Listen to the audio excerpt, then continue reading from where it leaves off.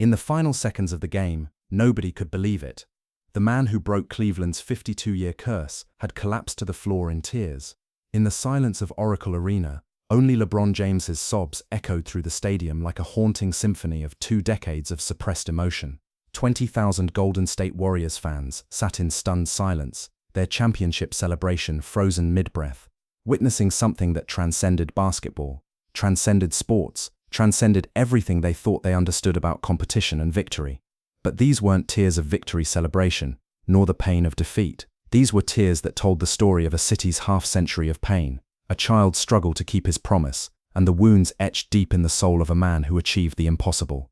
Every sob that escaped his lips carried the weight of Cleveland's collective suffering, the burden of expectations that had crushed lesser men, and the overwhelming relief of a mission that had consumed his entire existence finally reaching its conclusion. At that moment, the 20,000 people in the stadium and millions watching on television around the world didn't yet know the true magnitude of what they were witnessing. They didn't understand what LeBron James had sacrificed, what demons he had battled in the darkness of sleepless nights, what pieces of his soul he had offered up to the basketball gods to experience this singular moment. Nobody could have guessed that this wasn't just a basketball game, but actually the culmination of a sacred promise made by a 9-year-old boy in a freezing cold apartment in Akron, Ohio, when the electricity was shut off and hope seemed as distant as the championships that Cleveland had been chasing for over half a century. The cameras zoomed in mercilessly on his face, capturing every tear that rolled down his cheeks, every tremor of emotion that shook his powerful frame, every moment of raw vulnerability that made him more human than he had ever appeared in public. His teammates formed a protective circle around their fallen king, understanding instinctively that they were witnessing something sacred, something that would be remembered long after the final statistics were forgotten. But the most shocking part was yet to come. Do you remember that press conference 2 years earlier, when he left Miami Heat and returned to Cleveland? The room was packed with reporters from every major sports network in America, cameras flashing like strobe lights, every word being analyzed and dissected before he even finished speaking. LeBron sat at that table with tears already forming in his eyes, his voice cracking with emotion as he spoke the words that would define the final chapter of his career. "I cannot finish my career without winning a championship for Cleveland," he had said, pausing to collect himself as the weight of that statement settled over the room like a heavy blanket. The reporters thought it was just another athlete making promises he couldn't keep, another superstar trying to manage his public image after a controversial departure. They had no idea they were witnessing a man's desperate attempt to fulfill a sacred vow that had haunted him every single day since he was 9 years old. These weren't just pretty words crafted by public relations experts or calculated statements designed to win back the hearts of Cleveland fans who had burned his jersey in the streets. LeBron James was trying to keep a promise he made to his mother when he was 9 years old, a promise that had shaped every decision he had ever made, every shot he had ever taken, every moment of doubt he had ever overcome in his relentless pursuit of greatness. The genesis of this promise came during one of the darkest periods in LeBron's childhood, a time when survival was more important than basketball dreams, when keeping the lights on was more challenging than any defensive scheme he would ever face in the NBA. It was December 1994, and Cleveland was locked in the grip of one of the most brutal winters in recent memory, with temperatures that froze pipes and killed car engines and made even the simplest tasks feel insurmountable. 9-year-old LeBron and his mother Gloria were living in a rundown apartment on Hickory Street in Akron, surviving on welfare checks and food stamps and the kindness of neighbors who understood what it meant to struggle. The electricity had been cut off 3 days earlier because they couldn't scrape together enough money to pay the bill, and they huddled together under every blanket they owned, their breath visible in the frigid air like ghostly reminders of their desperate circumstances. Gloria James had been working multiple jobs, cleaning office buildings at night when most people were sleeping peacefully in warm beds, stocking shelves at a grocery store during the day when her body was crying out for rest, doing whatever she could to keep food on the table and a roof over their heads. But no matter how hard she worked, no matter how many hours she sacrificed, it was never enough. The bills kept piling up like autumn leaves, the eviction notices kept sliding under their door, and she watched her brilliant, athletic son trying to stay positive despite their circumstances. On that cold winter night, when they were shivering in their house and the future looked as bleak as the frozen landscape outside their window, Gloria James looked at her son with eyes that held both desperate hope and unwavering maternal love. She had been watching him play basketball in the neighborhood, had seen the way he moved with a grace and intelligence that seemed impossible for someone so young, had witnessed other adults stopping their conversations to watch this extraordinary child work magic with a basketball. "One day you will make this city proud," she had told him that night, not because she had some prophetic vision of the future, but because she needed something to believe in, something to hold on to during the darkest moments of their struggle. She needed to believe that all their suffering had meaning, that her son's extraordinary gifts would someday lift them out of poverty and give hope to other families fighting the same battles they faced every single day. Little LeBron held his mother's hand that night, feeling the calluses on her palms from her manual labor, understanding even at 9 years old that she was sacrificing everything for him. He looked into her tired but loving eyes and made a promise that would shape the rest of his life. "I promise, Mum, one day I'll bring a championship to Cleveland." His words came out as barely a whisper, but they carried the weight of absolute conviction, the unshakable belief of a child who understood that promises to your mother are sacred bonds that can never be broken. At that time, the sports landscape in Cleveland read like a catalogue of heartbreak and disappointment that had been decades in the making. The Cleveland Browns hadn't seen an NFL championship since 1964, when Jim Brown was in his prime, and the city still believed that good things happened to Cleveland sports teams. The Cleveland Indians hadn't tasted a World Series victory since 1948, back when the city was young and optimistic and hadn't yet learned to expect disappointment. And the Cleveland Cavaliers had never been NBA champions, had never even come close, had never given their loyal fans anything but hope, followed by inevitable heartbreak. 52 years. For exactly 52 years, Cleveland hadn't seen a championship in any of American sports' 3 major leagues, a streak so improbable that statisticians had calculated the odds and declared it virtually impossible. This wasn't just a statistical anomaly or a run of bad luck. This was a cultural identity, a shared trauma that bonded generations of Cleveland fans in their mutual suffering and their stubborn refusal to give up hope, despite all evidence suggesting they should. The city had earned a reputation as the place where championship dreams went to die, where talented athletes and promising seasons somehow found ways to fall short when it mattered most. The drive, the fumble, the shot. These weren't just moments in sports history to Cleveland fans, they were psychological scars that reopened every time someone mentioned winning a title, reminders of how cruel hope could be when it was inevitably crushed by reality. This is exactly when everything started to change. By the time LeBron reached high school, St. Vincent St. Mary had become a pilgrimage destination for basketball scouts, college coaches, and NBA executives who traveled from across the country just to watch this teenage phenomenon work his magic on the court. Sports Illustrated had already dubbed him the chosen one while he was still in high school, and the pressure that came with that label would have destroyed most teenagers. But LeBron embraced it, understanding even then that he wasn't playing just for himself. He was playing for his mother, for his city, for everyone who had ever been told their dreams were too big to achieve. In the 2003 NBA draft, the Cleveland Cavaliers won the lottery and the right to select first overall, a moment that felt like divine intervention to Cleveland fans who had endured decades of disappointment. The draft was held at the theater at Madison Square Garden in New York, and when NBA Commissioner David Stern stepped to the podium and announced with the first pick in the 2003 NBA draft, the Cleveland Cavaliers select LeBron James, the relatively small contingent of Cleveland fans in attendance erupted like they had just witnessed the second coming. That night, as the 18-year-old took the stage in his oversized suit and tilted cap, trying to look confident despite the overwhelming magnitude of the moment, he saw something in Cleveland people's eyes that he had never seen before. These weren't just basketball fans excited about their new player. These were people who had endured decades of sporting heartbreak, who had watched their friends and family members move to cities where teams actually won championships, who had defended their loyalty to Cleveland sports despite all evidence suggesting they should find new teams to support. They weren't just looking for a basketball player to fill out their roster. They were looking for a savior, a messiah figure, who could lift them from their sports purgatory and deliver them to the promised land of championship glory they had been seeking for over 5 decades. LeBron felt the weight of 52 years of pain settling on his shoulders like a heavy coat, and instead of running from that pressure, instead of crumbling under expectations that had crushed grown men, he embraced it with the fearlessness of youth and the determination of someone who understood that this was his destiny. The early years of his career in Cleveland were a masterclass in individual excellence, hampered by organizational dysfunction and front office incompetence that bordered on criminal negligence. The Cavaliers surrounded their teenage superstar with aging veterans who belonged in retirement homes and cast-offs from other teams who couldn't make rotations elsewhere, somehow expecting LeBron's individual brilliance to compensate for their systematic failures in team construction. In his first 7 seasons with Cleveland, he gave everything he had, and then found ways to give more. He played through injuries that would have sidelined other players for weeks, carried teammates who had no business being on a championship-caliber roster, and turned routine regular-season games into personal masterpieces that reminded Cleveland fans they were witnessing greatness even when championships remained frustratingly elusive. He carried his team through multiple playoff runs on the strength of performances that defied basketball logic and human limitations. The 2007 Eastern Conference Finals against the Detroit Pistons became the stuff of NBA legend when LeBron scored his team's final 25 points and 29 of their last 30 points in a double overtime victory that announced his arrival as a playoff performer of historic proportions. In 2007, he took Cleveland to their first NBA Finals in franchise history, and the city responded like they had just won the championship itself. Businesses closed early so employees could attend watch parties. The mayor declared it LeBron James Day and gave him the key to the city. Fans who had spent decades expecting disappointment were suddenly talking about destiny and fate and finally believing that their time had come. But they lost to the San Antonio Spurs in a devastating 4-0 sweep that felt like the cruelest joke the basketball gods had ever played on Cleveland fans.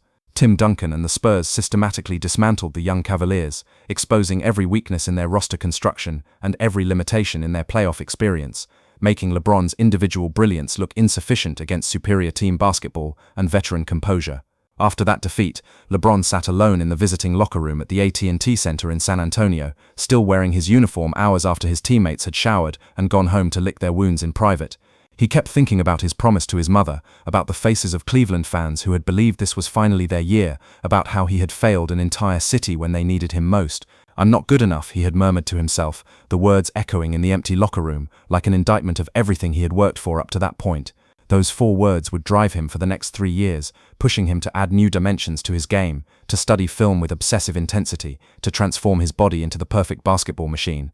But they also planted seeds of doubt that would eventually lead to the most controversial decision in modern sports history. Wait, let me tell you about the decision that nearly destroyed him.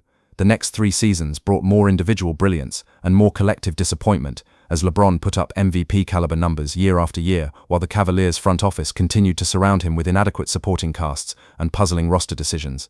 They signed aging veterans who were past their prime, made draft picks that defied conventional basketball wisdom, and seemed content to rely on LeBron's individual excellence to mask their organizational incompetence. By 2010, LeBron had reached a breaking point that had been building for years. He was 25 years old, entering what should have been the prime of his career, and he was no closer to delivering that championship to Cleveland than he had been as a nervous rookie trying to figure out how to play professional basketball.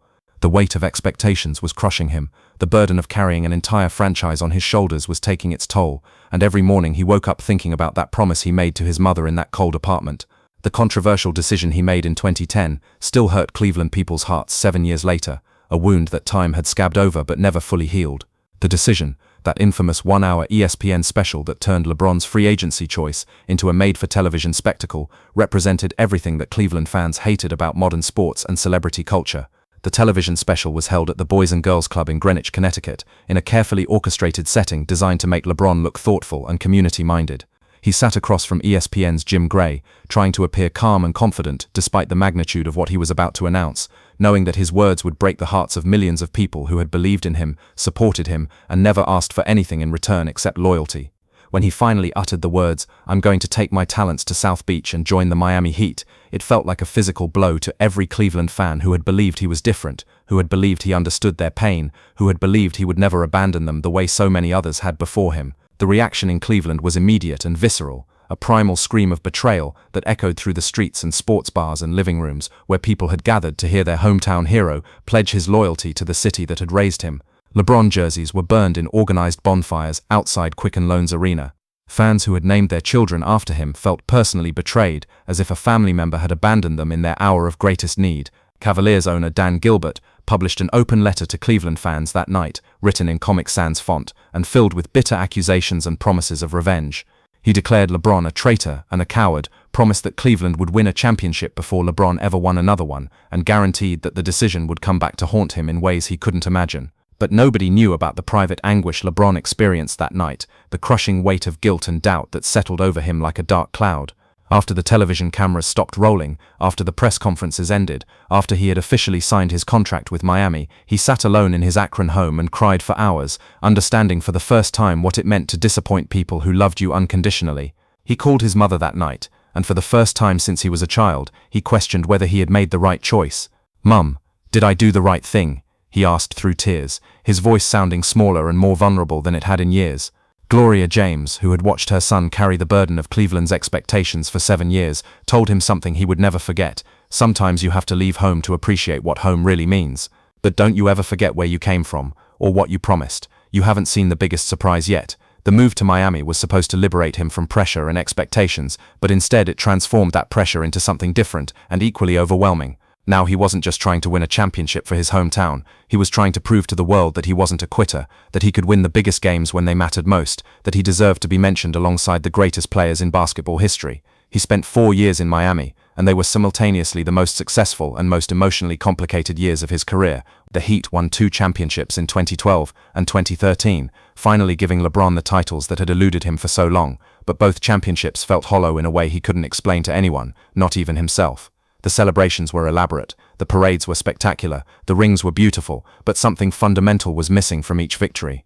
Every night after those championship celebrations, he would lie awake thinking about that 9-year-old boy in the cold Akron apartment, wondering if individual success was worth the price of a broken promise to your mother and your city. Every night he had the same recurring nightmare, a dream that visited him with haunting regularity throughout his Miami years. He would see himself as that scared little boy holding his mother's hand, making that sacred promise in their freezing apartment. But in the dream, that little boy would look at him with disappointed eyes and ask the same question over and over: when are you coming home? When are you going to keep your promise to Cleveland? The dream always ended the same way, with adult LeBron trying to explain why he had to leave, why Miami was better for his career, why individual championships were more important than keeping childhood promises. But the little boy would just shake his head sadly and walk away, leaving LeBron alone with the realization that all the success in the world couldn't fill the hole in his heart. When he decided to return in summer 2014, this wasn't just a sporting choice or a career decision calculated to enhance his legacy among basketball historians. This was a spiritual reckoning, a man approaching his 30th birthday, finally ready to confront the promise that had haunted him for over 2 decades. This was about facing the deepest wound in his soul and finding a way to heal it before it was too late. The decision to return home came during a family vacation in the Bahamas in the summer of 2014. LeBron was sitting on the beach watching his children play in the sand, building castles and chasing waves with the carefree joy that only children can experience, when he had what he later described as a moment of perfect clarity about what really mattered in life. His kids were laughing and running around without any awareness of their father's internal struggle, and he realized that he wanted them to understand what home really meant, what it looked like when someone took responsibility for their community and kept their promises even when it was difficult. When he wrote that famous Sports Illustrated letter announcing his return, he locked himself in his home office for 3 days, working on every sentence until it perfectly captured the emotions and motivations that were driving his decision. He had thought about every word 10 times, crafted every paragraph to explain not just his basketball choice, but the condition of his soul. This is home. Cleveland is my home. I was born on these lands. I grew up on these lands, he wrote, but the most important line came later. My goal is still to win as many titles as possible. No question, but what's most important for me is bringing 1 trophy back to Northeast Ohio. 1 trophy. After winning 2 championships in Miami, all he wanted was to bring 1 championship back to the people who had believed in him first. The 2014-15 season began with incredible optimism, but ended in familiar heartbreak that felt like déjà vu for Cleveland fans who had experienced this cycle of hope and disappointment more times than they cared to remember.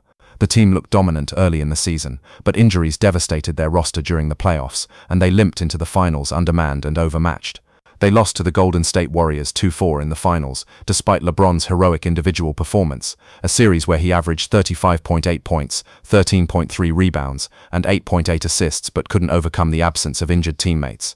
After that defeat, walking alone through the quiet streets of Cleveland at 3 a.m., LeBron called his mother from the same sidewalk where he used to wait for the school bus as a child. "Mom, I don't think I can do it," he said, his voice breaking with exhaustion and frustration.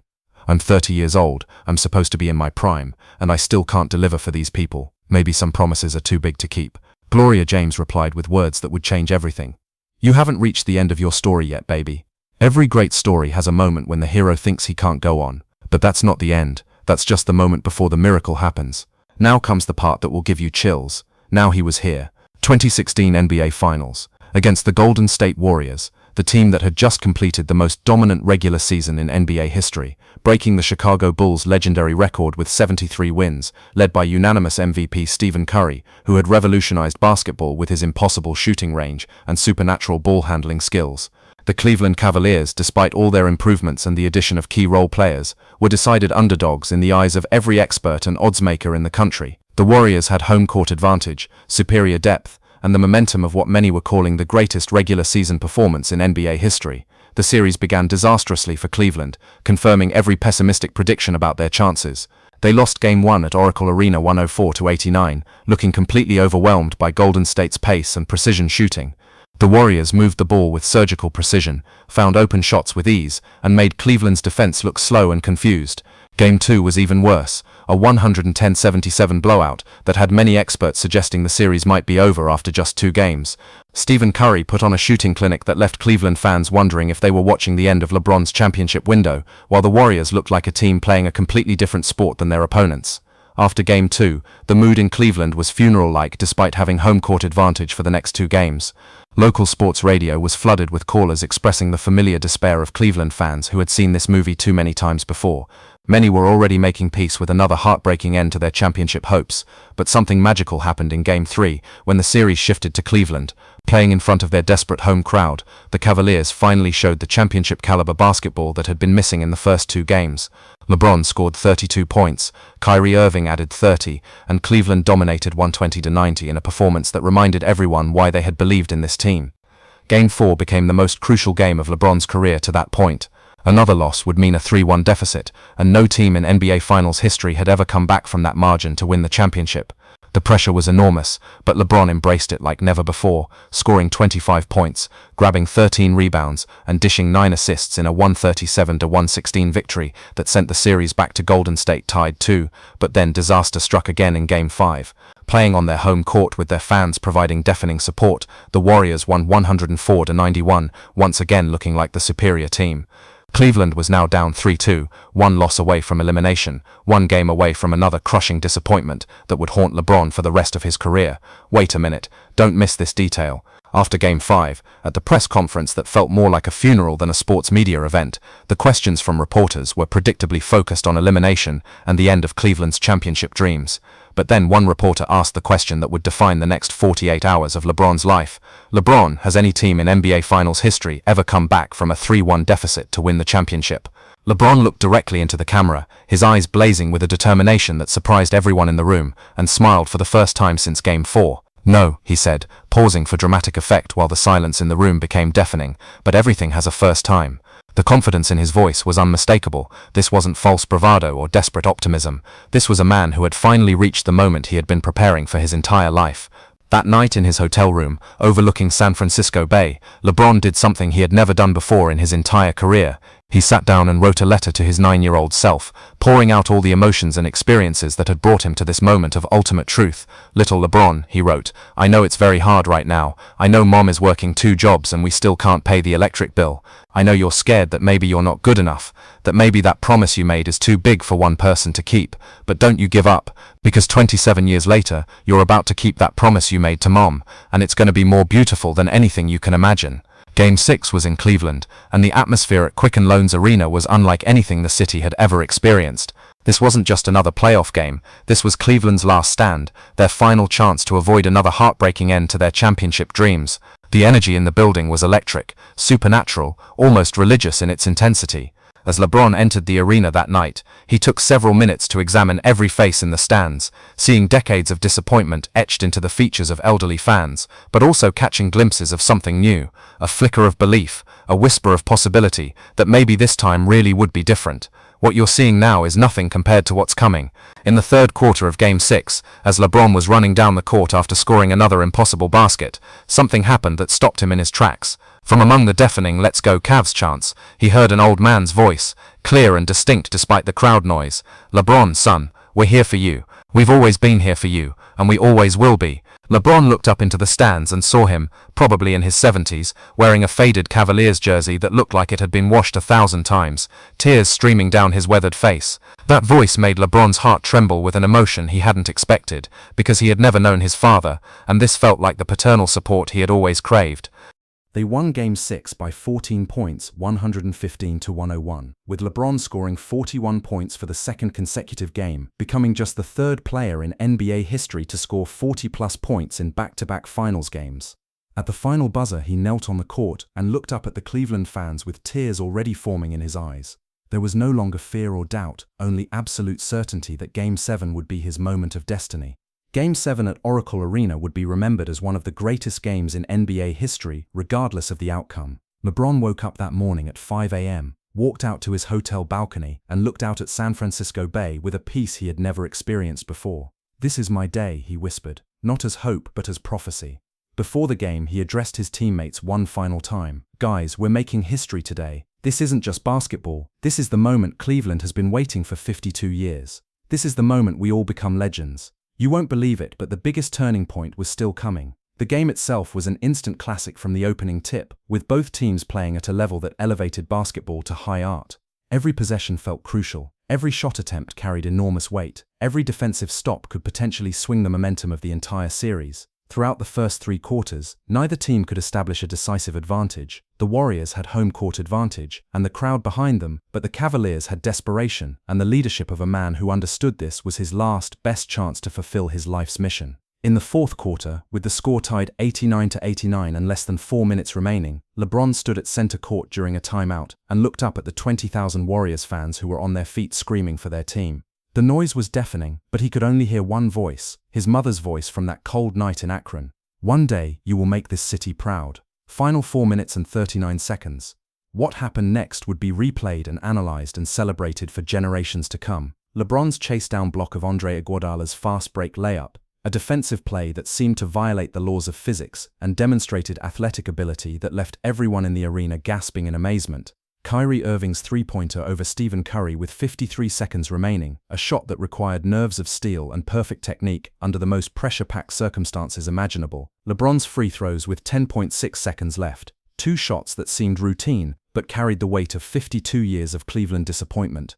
When the final buzzer sounded, Cleveland had won 93-89, and LeBron James had led the first team in NBA Finals history to come back from a 3-1 deficit to win the championship. At that moment, he wasn't thinking about making history. He was only thinking of his 9-year-old self. "I did it, Mom. I kept my promise." And at that exact moment, everything exploded into pure emotion. LeBron James collapsed to the ground like he had been shot, his legs unable to support the weight of 22 years of pressure being released all at once. He started crying, not the composed tears of a professional athlete, but the raw, uncontrolled sobs of a man whose entire life had led to this moment. In that silence of Oracle Arena, on enemy territory, nothing could be heard except LeBron's sobs. Even Warriors fans respected the magnitude of what they were witnessing. Stephen Curry hugged him and whispered, "You're a legend." But LeBron couldn't hear anything. He was that scared little boy in Akron, finally able to tell his mother he had kept his promise. When everyone thought it was over, the real magic was just beginning. While receiving the championship trophy, LeBron approached the microphone with shaking hands. "Cleveland, this is for you," he shouted. "You waited 52 years. You were patient for 52 years. You hoped for 52 years. Here you go, Cleveland. You are champions." That night, Cleveland erupted in the greatest celebration in the city's history. 1.3 million people poured into the streets. Businesses closed, schools cancelled classes, and the mayor declared a city holiday.